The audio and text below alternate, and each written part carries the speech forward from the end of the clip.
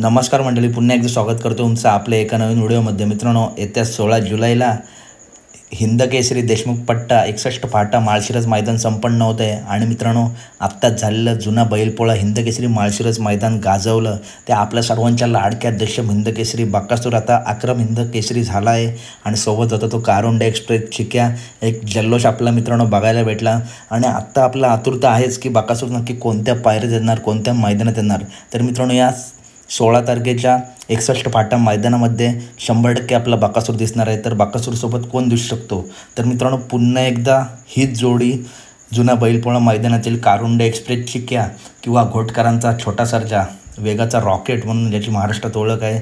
दोन्हीसुद्धा नंदी मित्रांनो टॉपचेच आहेत. या 2 नंदींपैकी एक नंदी मित्रांनो आपला बकासूरसोबत दिसण्याची खूप शक्यता आहे.